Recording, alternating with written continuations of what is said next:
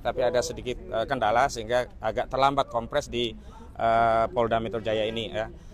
Ingin saya sampaikan bahwa kami hari ini hadir dengan beberapa prinsipal, ada Pak Roy Suryo, ada Pak Rizal Fadilah, juga ada Bu Kurnia Triroani, ada juga Rustam Afendi tadi datang ya. Ini adalah pihak-pihak yang belum lama ini naik statusnya menjadi terlapor setelah penyelidikan ditingkatkan menjadi penyidikan oleh Polda Metro Jaya, dan memang sudah kami terima SPDP, surat pemberitahuan dimulainya penyidikan, yang itu ditujukan kepada Kejaksaan Tinggi DKI Jakarta, yang tembusannya juga disampaikan kepada klien kami selaku terlapor. Nah, hari ini agenda kami ada dua. Ada dua, yang pertama menyerahkan surat ke Kabak Wasidik Polda Metro Jaya, yang kedua menyerahkan surat ke Direskrimum Polda Metro Jaya. Surat yang pertama berkaitan dengan kami ingin menyampaikan permintaan atau permohonan untuk dilakukan gelar perkara khusus pada proses laporan Saudara Joko Widodo di Polda Metro Jaya. Mengingat apa yang disampaikan oleh Kabid Humas Polda Metro Jaya, Kombes Pol Ade Arisam Indradi, yang telah meningkatkan penyelidikan kepada penyidikan berdasarkan gelar perkara Polda Metro Jaya, itu gelar perkaranya tidak melibatkan kami selaku pihak yang berkepentingan, dalam hal ini selaku terlapor. Semestinya karena kasus ini sudah menjadi perhatian publik, harusnya ya berkaca pada kasus yang di Baris Krim Mabes Polri, yang sebelumnya juga mengumumkan penghentian penyelidikan perkara dugaan tindak pidana dan pemalsuan dokumen ijazah palsu itu dihentikan sepihak, dan akhirnya kami mengajukan juga surat permohonan gelar perkara di Biro Wasidik Baris Krim Mabes Polri, dan surat itu ditindaklanjuti. Akhirnya kan pada tanggal 9 Juli 2025 yang lalu Biro Wasidik Baris Krim Mabes Polri telah mengadakan proses gelar perkara khusus, yang sampai hari ini sebenarnya kita sedang menunggu hasil kesimpulan dan rekomendasi dari Biro Wasidik itu seperti apa. Nah, berangkat dari hal yang sama, karena Polda Metro Jaya melakukan tindakan repetisi kekeliruan yang dilakukan di Baris Krim Mabes Polri, yakni apa? Melakukan gelar perkara secara sepihak, padahal perkara ini perkara yang berkaitan dengan kepentingan publik. Juga perkara ini ada pihak-pihak yang menjadi terlapor, yakni klien kami, dan klien kami tidak dilibatkan dalam proses gelar perkara khusus di gelar perkara ya di Polda Metro Jaya. Namun Polda Metro Jaya secara sepihak kemudian meningkatkan status penyelidikan menjadi penyidikan, bahkan pasal-pasalnya luar biasa. Bukan hanya 310 KUHP tentang pencemaran, bukan hanya 311 tentang fitnah, bukan hanya 27A menyerang kehormatan melalui IT, tetapi juga ada pasal 160 tentang penghasutan, ada juga pasal 28 ayat 2 dan 28 ayat 3 ya. Pemberitahuan bohong, juga ada penyebaran sara. Nah, juga yang paling penting ada pasal 35 dan 32 Undang-Undang ITE yang ancaman pidananya 12 tahun dan 8 tahun penjara. Jadi ini adalah satu tindakan yang normal, karena kami juga mengambil dasar hukum yang sama sebagaimana kami sebelumnya pernah mengajukan permohonan gelar perkara khusus berdasarkan ketentuan pasal 31 dan 33 Perkapolri nomor 6 tahun 2019. Hari ini pun kami akan menyerahkan surat permohonan gelar perkara khusus kepada Kabak Wasidik Polda Metro Jaya dengan dasar sama pasal 31 junto pasal 33 Perkapolri nomor 6 tahun 2019. Penting ini kami sampaikan karena harus ada tindakan berimbang yang sama, equal, agar ada jaminan keadilan dan kepastian hukum. Kalau di Barkrim saja diadakan gelar perkara khusus, di Polda juga harus demikian. Dan sebenarnya yang kami sangat sayangkan adalah semestinya peningkatan status ini menunggu terlebih dahulu hasil gelar Wasidik Baris Krim Mabes Polri. Kenapa demikian? Karena perkara di Polda Metro Jaya dengan perkara di Baris Krim itu sangat beririsan. Sebab tidak mungkin orang bisa dianggap menyebarkan fitnah, ya melakukan pencemaran tentang ijazah palsu sebelum dibuktikan ijazah itu asli. Nah, ijazah yang dipersoalkan ini belum ada hasil kesimpulannya. Bahkan kami dengan tegas menyatakan sebenarnya proses di Polda Metro Jaya tidak bisa ditingkatkan ke penyidikan sebelum ada putusan pengadilan yang berkekuatan hukum tetap yang memberikan ya deskripsi sahih tentang ijazah Saudara Joko Widodo. Kalau hari ini kan ijazah sedang dalam sengketa, jadi tidak cukup dengan statement dari UGM, tidak cukup statement dari lawyernya, tidak cukup statement bahkan dari Baris Krim Mabes Polri, dan yang paling aneh ada proses ya uji terhadap dokumen ijazah itu juga tidak dilakukan sesuai dengan prosedur. Semestinya ya pemeriksaan bukti itu dalam tahap penyidikan.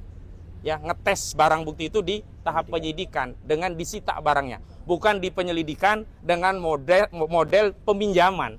Jadi ini kan ketahuan banget motifnya hanya untuk menghentikan kasus sehingga seolah-olah tidak ada perkara tidak pidana pemalsuan karena dihentikan di proses penyelidikan. Dan paling penting di dalam KUHP tidak ada kewenangan penyidik untuk menghentikan penyelidikan. Yang ada kalau belum cukup bukti ya biarkan saja, suatu saat kalau ada lagi ya bisa dinaikkan lagi, tidak kemudian dihentikan. Kenapa? Kalau dihentikan nggak bisa diuji. Beda dengan penyidikan, kalau dihentikan ada SP3, yang SP3 itu bisa diuji dengan lembaga pra-peradilan. Yang kedua, nanti juga ada penjelasan lebih lanjut dari Bang Petrus ya. Ya. Yang kedua adalah kami menyerahkan surat permintaan ya kepada Reskrimum Polda Metro Jaya pada 2 hal. Yang pertama, pemeriksaan terhadap Saudara Joko Widodo selaku pelapor dalam dugaan tindak pidana pencemaran dan fitnah. Yang kedua sekaligus permintaan agar ijazah yang katanya asli ya, kita nggak tahu hasil atau tidak.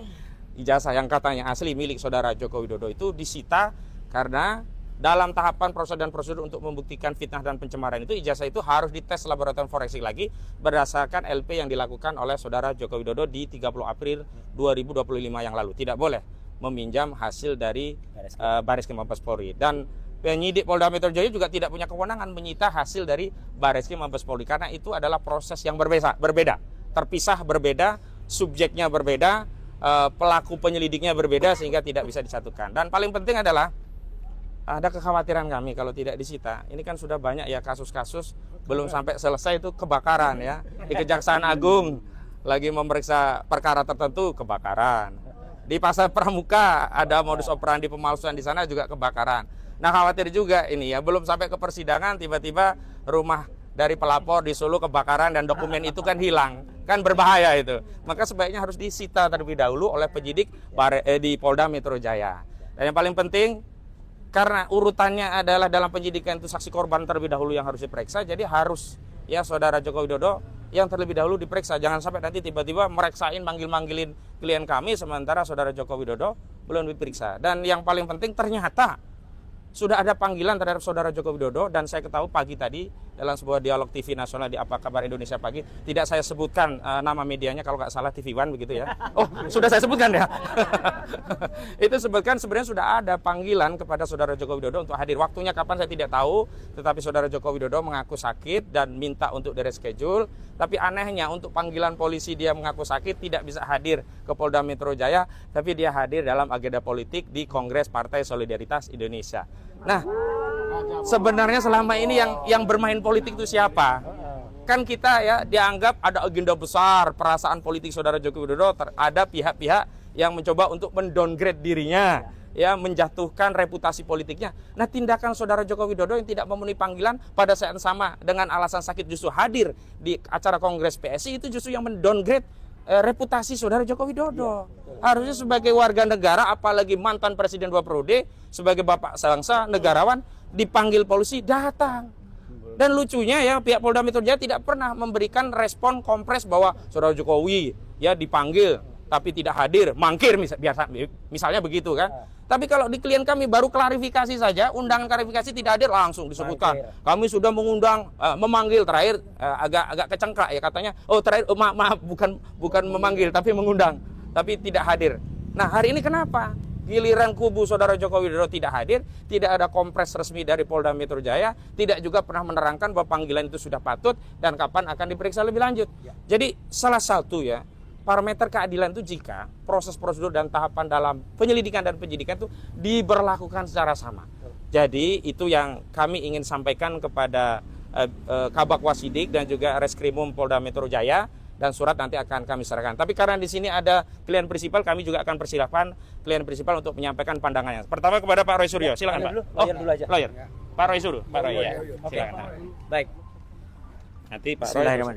Assalamualaikum warahmatullahi wabarakatuh. Assalamualaikum warahmatullahi wabarakatuh. Ya, saya tidak ingin ngulangi apa yang sudah disampaikan oleh Pak Ahmad Kosinudin, ya, koordinator non litigasi. Sembari kita menunggu koordinator litigasi Pak Petrus Celestinus dan juga nanti penjelasan dari kuasa-kuasa hukum kami dan juga dari prinsipal yang lain ya. Maaf. Jatuh. Ya, Banyak banget itu. Ya.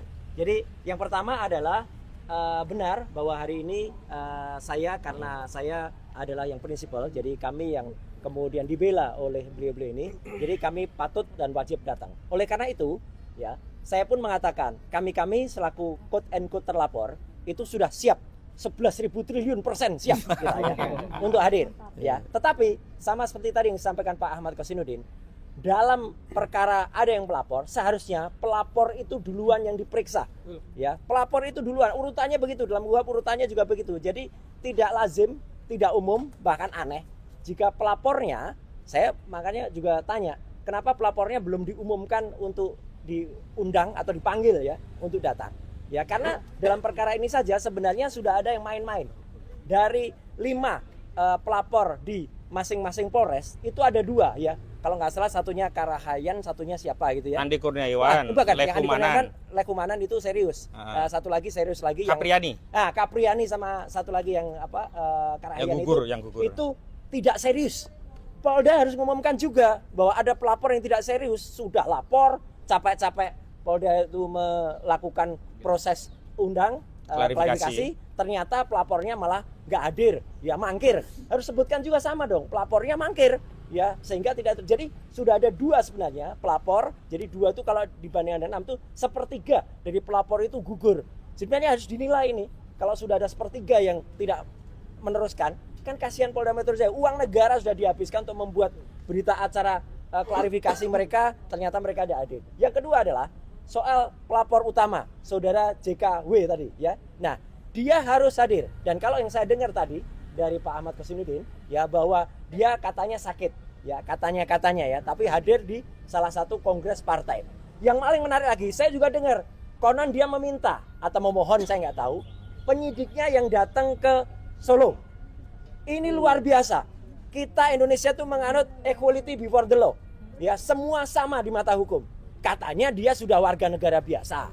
Ya, kalau warga negara biasa, ya hadir selaku warga negara biasa ke gedung Polda Metro Jaya. Jangan kemudian dia enak-enak ada di sana ngaku alasan sakit kemudian. Tapi sekali lagi, kami akan siap kalau dia diperiksa dulu. Ya gitu. Kalau sebelum dia diperiksa dulu itu namanya pelanggaran, dan sebenarnya beberapa saksi pelapor itu juga saya dengar beberapa juga belum hadir. Jadi tidak bisa dipaksain begitu saja. Ya. Jadi sekali lagi saya selaku salah satu yang konon terlapor ya, sudah terlapor sih. Kami siap, tapi kami menunggu ya proses ini berlangsung dengan sangat baik. Jadi tidak ada kemudian hal-hal yang melanggar. Termasuk diantaranya permintaan kepada Direktur Umum tadi ya, bahwa ijazah asli itu harus dihadirkan. Ya, tidak boleh kemudian hanya berbekal fotokopi. Saya mengulangi kata-kata dari Pak Kabid Humas ya, ketika ditanya teman-teman, Pak itu asli atau fotokopi? Fotokopi. Asli atau fotokopi? Fotokopi. Nah, apa bisa hanya berbekal fotokopi naik ke penyidikan? Ini aneh juga. Harusnya ada yang asli, bukan sekedar fotokopi. Jadi saya kira itu yang saya lakukan, dan penjelasannya adalah kami selaku prinsipal ya mendukung penuh upaya yang sudah dihasilkan oleh teman-teman kuasa hukum kami, baik yang non litigasi maupun litigasi, dan kami berterima kasih kepada beliau-beliau ini, dan juga kami berterima kasih kepada media. Sekian, terima kasih. Wassalamualaikum warahmatullahi wabarakatuh. Waalaikumsalam warahmatullahi wabarakatuh. Bang Rizal Fadilah, silakan. Ya. Terima kasih. Assalamualaikum warahmatullahi wabarakatuh. Waalaikumsalam warahmatullahi wabarakatuh. Yang pertama adalah penyelidikan yang naik ke penyidikan itu menggambarkan ketidakadilan atau kezaliman. Ya. Jadi yang terjadi ini adalah proses kezaliman ya melalui hukum. Tapi sebenarnya kita semua tahu di belakang ini adalah persoalan politik. Ini bukan hukum murni. Ini adalah penunggangan hukum oleh kepentingan politik atau kepentingan pejabat politik atau mantan pejabat politik. Saya kira rakyat bangsa Indonesia harus tahu ini bukan kasus hukum. Karena pelanggaran-pelanggaran hukum sudah sangat nyata. Misalnya pada saat pelaporan di Polda Metro Jaya ini, ya, Joko Widodo itu datang dengan sangat cepat prosesnya. Hari itu melapor, hari itu dibuat BAP, hari itu juga dibuat surat perintah penyelidikan. Kemudian juga pelaporannya tadi sudah disinggung, hanya sekedar fotokopi. Kalau kita mungkin punya pengalaman, kalau melaporkan sesuatu di tingkat polsek saja, gitu ya, itu kalau tidak ada yang aslinya ditunjukkan, ditolak laporan itu, gitu ya. Ini di tingkat Polda, bagaimana fotokopi ijazah begitu saja diterima. Saya kira itu persoalan serius loh, gitu, dari pelanggaran hukum tadi. Tapi karena nuansanya politik, maka dianggap sah-sah saja. Tapi itu akan menjadi presiden buruk, sekaligus akan menjadi persoalan ke depan yang kita akan terus lawan. Atas kesalahan hukum seenaknya saja melakukan tindakan seperti itu. Kemudian juga ini penyelidikan awalnya hanya klarifikasi. Klarifikasi itu bukan pro justisia awalnya. Tapi tiba-tiba kok naik jadi penyidikan. Penyidikan itu pro justisia. Harusnya setelah BAK, berita acara klarifikasi, itu berita acara pemeriksaan. BAP dulu, pro justisia, baru bisa naik ke penyidikan. Ini loncat-loncat saja ini. Inilah persoalan hukum yang kita maksudkan tadi, bahwa ini bukan hukum murni, tapi ini ada nuansa politiknya. Dan kaitan dengan yang disampaikan tadi kuasa hukum, ya kami sebagai prinsipal mengapresiasi apa yang dilakukan itu adalah satu nafas, satu jiwa antara klien atau prinsipal dengan kuasa hukum. Ini menyangkut perjuangan untuk menegakkan kebenaran, kejujuran, dan keadilan. Oleh karena itu, desakan agar Jokowi datang, Jokowi membawa ijazahnya yang miliknya, yang belum atau kita duga tidak asli, dan disita, ya, karena itu akan menjadi dasar bagi proses berikutnya. Tanpa adanya penyitaan, maka kita tidak bisa mendapatkan kepastian hukum ke depannya. Jadi ini merupakan persoalan yang sangat serius. Oleh karena itu, seharusnya juga kita menunggu putusan dari proses yang ada di Bareskrim. Karena di Bareskrim itu justru yang punya potensi untuk menjadi terdakwa adalah Joko Widodo. Dia potensial menjadi terdakwa karena bukti-bukti kami menunjukkan ijazah yang disebut asli itu tidak identik dengan ijazah-ijazah lain yang sudah diuji oleh para ahli kita, Dr. Roy, Dr. Ismon, dan yang lain-lainnya. Artinya tidak identik. Kalau tidak identik, palsu. Dan kalau palsu, maka potensi yang harus didakwa, dituduh, dakwa, kemudian masuk pengadilan adalah Joko Widodo. Kita yakin kalau itu dijalankan, Joko Widodo akan dihukum karena melakukan pemalsuan dokumen otentik, atau menyuruh melakukan pemalsuan, atau hal-hal yang kita sebutkan dalam pasal-pasalnya. Yang jelas, kami akan yakin dan terus berjuang bahwa pembuktiannya nanti terlihat, yaitu Joko Widodo menggunakan ijazah palsu yang diawali skripsi palsu dan kepalsuan-kepalsuan lainnya. Allahu Akbar. Assalamualaikum warahmatullahi wabarakatuh. Bu Kurnia, silakan Bu Kurnia.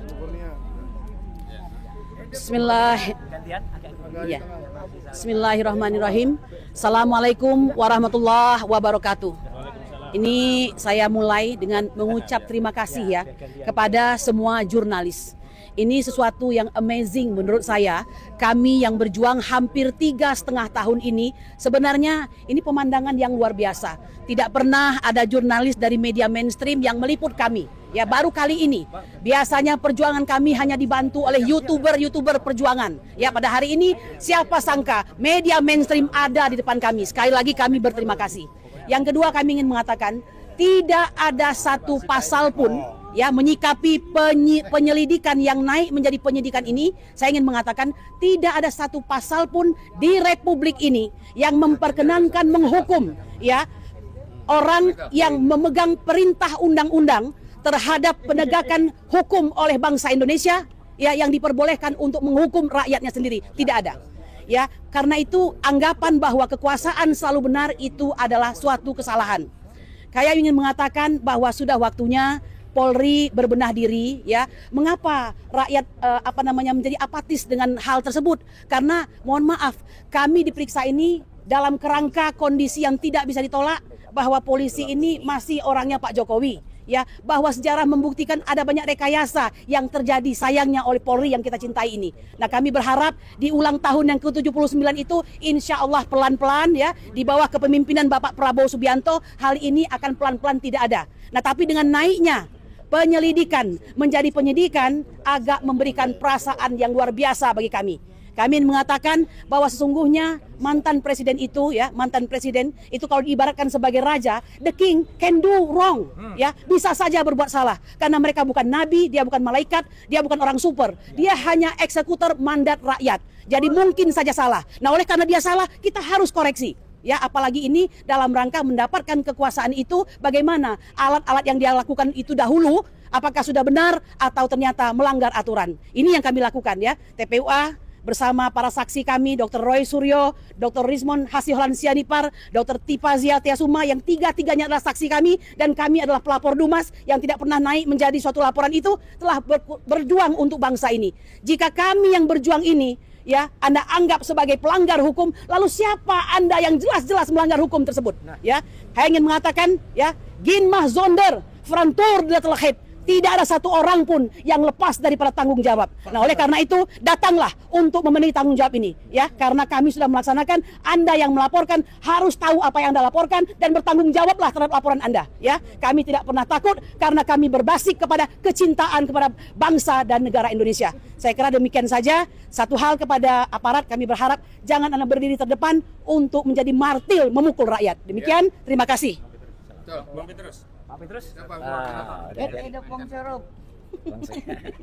Oh, pegang ini juga. Iya, peganglah, Bang. Ukurnya Ya. saya pegangin per posisi. Per posisi, ya. Baik, jadi saya mungkin menambahkan sedikit karena mungkin bagian dari substansi yang lain sudah disampaikan oleh teman-teman. Jadi yang penting dari kehadiran kami hari ini di Polda Metro Jaya ini, pertama mungkin sudah disampaikan oleh Pak Kosinudin tadi, yaitu minta gelar khusus dan juga meminta supaya Jokowi diperiksa di Polda Metro Jaya. Karena kita tahu selama ini pelayanan Polri terhadap orang-orang yang spesial itu ada perlakuan khusus. Padahal Polri ini sudah luar biasa, gaji sudah dinaikkan, gedung mewah, hidup makmur, tapi kelakuan mereka belum berubah. Apalagi ketika berhadapan dalam perkara yang menyangkut orang kuat dan orang lemah. Jadi dalam kasus ini kami meminta Polri harus jelaskan kepada publik tanggal berapa Jokowi dipanggil sebagai saksi korban. Dia yang menjadi orang pertama harus menjelaskan apa yang dia rasakan, terutama mengenai di mana letak nama baik dia merasa dicemarkan. Karena sesungguhnya nama baik dia yang dia maksudkan itu terletak di dalam ijazah itu sendiri. Karena itu jauh-jauh hari mestinya ijazah itu sudah disita oleh penyelidik. Karena ketika melapor ke Polda Metro Jaya, Jokowi disebut-sebut membawa ijazahnya dan memperlihatkan. Tetapi kenapa penyelidik tidak menyita? Siapa bilang penyelidik tidak punya wewenang menyita? Pasal 5 KUHP menyatakan penyelidik berhak memeriksa orang dan menyita dokumen. Nah, sekarang sudah masuk penyidikan, mestinya upaya paksa itu dilakukan. Apalagi sekarang muncul berbagai informasi termasuk dari Profesor Sofyan Effendi yang secara rileks, ya, dalam keadaan santai, tenang, pikiran jernih menyatakan bahwa ijazah Jokowi itu disebut-sebut palsu oleh seorang mantan rektor. Harusnya polisi segera melakukan tindakan kepolisian mengamankan ijazah itu. Karena bisa saja ijazah itu kemudian dikatakan hilang atau terbakar atau dicuri orang. Lalu bagaimana membuktikan soal ijazah itu palsu atau tidak, sah atau tidak? Mungkin dia asli, tetapi ada nomenklatur lain bahwa aspal. Asli tapi palsu. Jadi pembuktiannya tidak cukup hanya dengan puslapor. Pemeriksaan secara laboratoris di Barreskrim itu hanya menyatakan dia identik, tapi identik dengan yang mana tidak jelas. Jadi harusnya proses di Barreskrim Polri itu harus masuk sampai pengadilan untuk menentukan ijazah itu sah atau tidak. Bukan di tahap penyelidikan lalu dihentikan. Ini yang kita bilang perlakuan Polri terhadap pelayanan keadilan terhadap masyarakat itu masih diskriminatif. Jokowi terlalu mendapat pelayanan yang berlebihan. Bawa ijazah ke Bareskrim, hanya diperlihatkan sebentar, dititip sebentar, terus dibawa pulang lagi. Sementara di sini sudah masuk penyidikan, barang bukti ijazah yang merupakan benda yang langsung berhubungan dengan nama baik dia, sampai sekarang belum pernah ada di tangan penyidik Polda Metro Jaya. Jadi itulah yang membuat kami hari ini datang, ya menyampaikan polisi harus jelaskan orang pertama pada kesempatan pertama di awal penyidikan, kapan Jokowi diperiksa. Masyarakat menunggu, karena Polri sendiri sudah mengakui bahwa perkara ini adalah perkara dengan perhatian masyarakat yang sangat luas, bersifat nasional. Jadi masyarakat harus tahu, harus terbuka. Sekedar menyatakan bahwa tanggal sekian kami panggil Jokowi sebagai saksi korban untuk pertama kali dia didengar dan diperiksa. Bukan dia bercerita lalu cipika-cipiki terus bawa pulang ijazah. Tidak bisa begitu. Jadi saya kira itu saja. Terima kasih. Ya, Bang Samsid, silakan Pak. Langsung, Pak. Oke, saya lanjutkan. Assalamualaikum warahmatullahi wabarakatuh. Ya, baru aja kita dengar dari beberapa prinsipal kita. Ada Pak Roy Suryo, ada Ibu Kurnia, ada Pak Rizal Fadila. Ya, tentunya masalah ijazah palsu ini ikut terlapor ya. Nanti saya bicara sedikit. Boleh. Jadi masalah ijazah palsu ini sekarang ini sudah merentet kemana-mana. Jadi dalam arti tidak yang terimbas daripada kena gelombang dari ijazah palsu ini sekarang sudah kemana-mana. Jadi termasuk juga yang disampaikan tadi termasuk juga terhadap Profesor Sofyan Effendi yang mantan rektor Universitas Gadjah Mada 2002-2007 yang menyatakan dengan sebenar-benarnya, dengan sesantai-santainya kalau dia sebagai rektor 5 tahun memegang Universitas Gadjah Mada, setelah dia melihat, dia memeriksa, tidak mungkin kalau saudara Joko Widodo itu mempunyai ijazah palsu, ijazah asli Gadjah Mada. Sehingga dalam hal ini saya hanya ingin menyampaikan pada kesempatan ini, kalau masalah ijazah palsu saudara Joko Widodo ini tidak hanya ditujukan kepada saudara Roy Suryo dan kawan-kawan, tapi sudah merembet kemana-mana. Terima kasih. Assalamualaikum warahmatullahi wabarakatuh. Bang Azam dulu. Bang Azam dulu ya. Iya. Agak ke tengah, Pak. Assalamualaikum warahmatullahi wabarakatuh. Jadi ada hal yang penting harus diketahui di dalam Undang-Undang Pelindungan Saksi dan Korban itu pasal 2, orang yang melaporkan itu harus ditindaklanjuti. Pasal 2 itu undang-undang ya. Jadi harus sampai putusan itu ingkrah. Nah, ini kan yang terjadi kepada Bang Egy yang sudah mengajukan laporan tanggal 9 Desember sampai sekarang Dumas tidak jelas. Malah dihentikan dalam penyelidikan. Penyelidikan itu bertentangan dengan KUHP 109. 109 menyatakan tidak mengenal yang namanya penyelidikan, dihentikan. Yang bisa adalah penyidikan baru dikeluarkan SP3. Nah, ini semua ditabrak. Apalagi tadi sudah dijelaskan banyak hal ya, sama rekan-rekan baik penisipan maupun para lawyer di sini sudah dijelaskan. Jadi ada beberapa undang-undang yang semua ditabrak. Jadi poin yang paling penting, DPR sudah membuat Undang-Undang Pelindungan Saksi dan Korban pasal 2 harus jika ada orang yang melaporkan tidak bisa dilaporkan balik. Itu undang-undang yang menyatakan, bukan kita gitu loh ya. Maka kalau mau melakukan itu cabut dulu undang-undang itu, baru melakukan itu gitu loh ya. Ditambah lagi penguatan 109 KUHP bahwa tidak ada yang namanya penyelidikan itu dihentikan. Tidak pernah ada gitu loh ya. Kita mau pakai undang-undang apa mau pakai aturan yang lain. Saya kira mungkin itu. Terima kasih. Wassalamualaikum warahmatullahi wabarakatuh. Michael Sinaga, salah satu terlapor. Oke. Nah, sebenarnya saya ini terlapor yang mengejutkan ya. Paling gemoy kayak Pak Prabowo. Nah, saya ini mengejutkan kenapa? Karena awalnya tidak dicantumkan sebagai terlapor.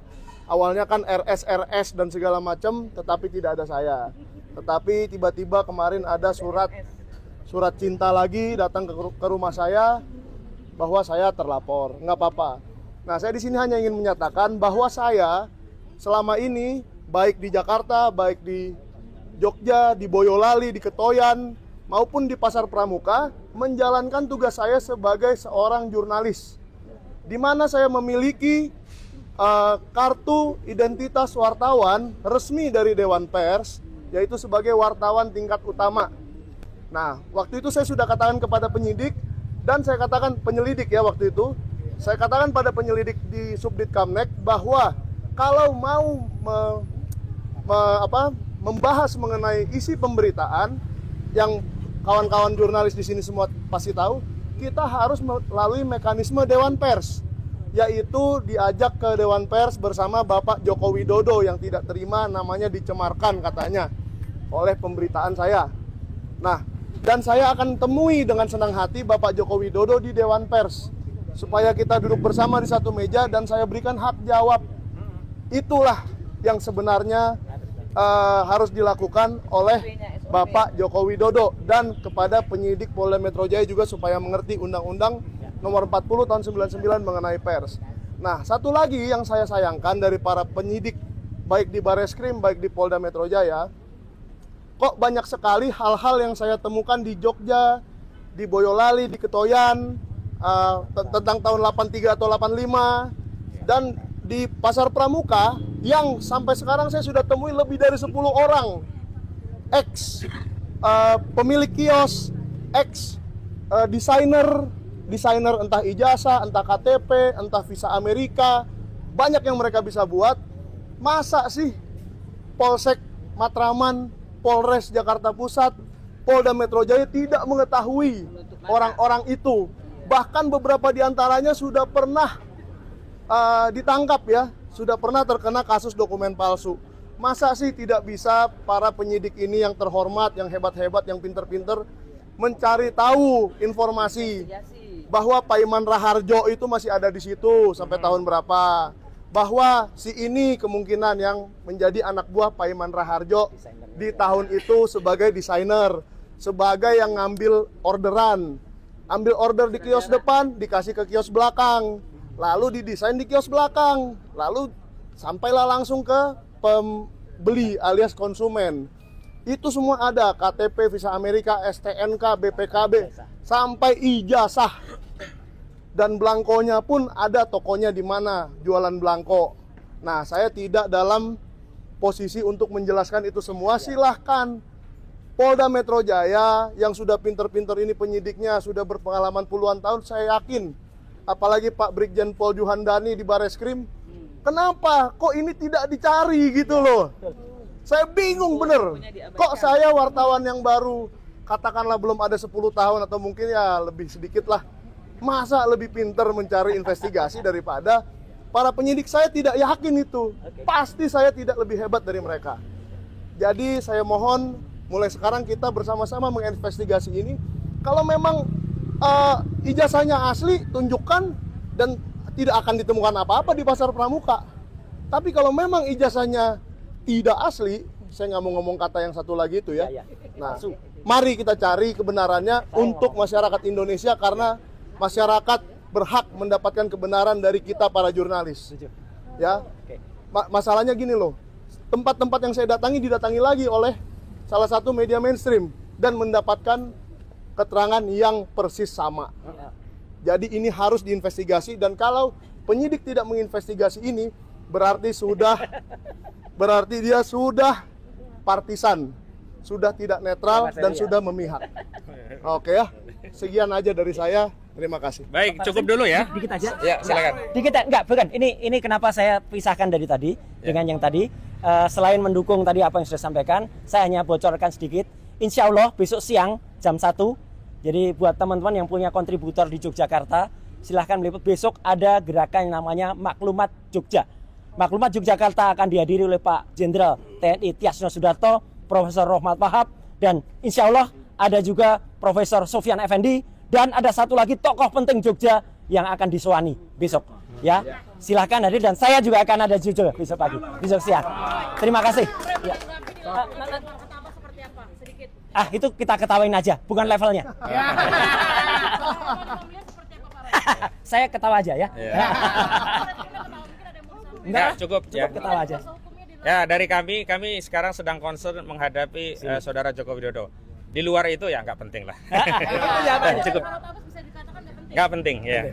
Oke, ada lagi? Dan gugatan 1,1 miliar juga nggak penting ya. Mas, kemarin kan Mas Ray bilang mengantongi 5 bukti ijazah teman-teman Pak Jokowi, dan ini bakal ditampilkan juga nggak saat pemeriksaan ke Polda Metro? Iya, kalau itu yang kami pegang itu benar-benar ijazah asli terbitan UGM dengan benar-benar ada kode-kodenya semua ya, mulai dari watermark, emboss dan sebagainya. Jawaban saya sederhana, ya kita tunggu di pengadilan. Ya, iya dia juga harus ditampilkan kecuali dia bawa ke sini, kita bawa ke sini. Ya, oke. Iya, iya. Oke. Yang tadi perlu dibocorin nggak yang tadi? Apa? Gugatan. Apa? Nggak usah. Iya terserah. Jadi ini ada satu informasi penting. Jadi kan selama ini Saudara Joko Widodo selalu bernarasi akan menunjukkan ijazahnya di pengadilan. Ya. Dan hari ini saya selaku kuasa hukum Pak Roy Suryo dan kawan-kawan, tim mengajukan gugatan secara ikut ke Pengadilan Negeri Jakarta Selatan. Karena ada sejumlah tergugat, domisili hukumnya itu di Jakarta Selatan. Di antara yang kami gugat adalah Barreskrim Mabes Polri, Reskrim Polda Metro Jaya, kemudian UGM, Wali Amanat UGM, Saudara Joko Widodo, Dian Sandi, Pak Iman Raharjo, ada 11 KPU Pusat, KPU Solo, KPU DKI Jakarta. Jadi tadi sudah sampai pada tahap pembayaran dan tinggal penomoran perkara. Tapi tiba-tiba akun ikut saya mendapat kiriman dari Mahkamah Agung yang berasal dari admin di Pengadilan Negeri Jakarta Selatan. Gugatan kami tidak dapat didaftarkan. Alasannya yang lucu apa? Karena belum melengkapi bukti yang dileges oleh kantor pos. Ini lebih lucu. Agenda pembuktian itu nanti kalau sudah dipanggil, mediasi, pembuktian baru. Nggak pernah kami menggugat ditolak. Itu prosedurnya. Iya. Tapi kami menduga kuat intervensi dari kekuasaan Solo ini bukan hanya meliputi institusi kepolisian, bahkan sudah sampai ke institusi pengadilan. Karena tidak lazim ya pengadilan itu menolak orang mendaftar gugatan. Karena asasnya hakim itu tidak boleh menolak perkara yang disampaikan kepada dirinya. Ini apa kepentingannya? Kok tiba-tiba menolak? Nanya bukti, uang agenda pembuktiannya nanti di sidang saja belum, kok nanya bukti? Memang di ikut itu biasanya kita berikan bukti awal dan bukti awal sudah dimasukkan. Kenapa kita masukkan bukti awal? Karena itu syarat. Dan ketika sudah ada tagihan tadi sekitar 2.300.000, 2.800.000 lah. Itu berarti syaratnya udah lengkap. Begitu kami bayar, itu kan tinggal menomori untuk pengadilan. Kok nggak dinomori, malah dikirimi surat gugatan Anda ditolak karena nggak ada bukti yang dinezegel. Ini ngawur. Jadi Uangnya dikembalikan nggak Pak? nah uangnya memang katanya kalau perlu diambil silakan ambil di pengadilan. Tapi terus terang kami akan mengambil upaya hukum terkait ini. Nanti tunggu apa yang akan kami ambil terkait tindakan pengadilan yang justru bertentangan dengan asas hakim itu tidak boleh menolak perkara yang disampaikan kepadanya. Demikian cukup dulu ya. Udah cukup lah. Farad nggak usah lah. Nggak. Udah. Karena dia media artis sih. Saya yang melarang klien saya nanggapi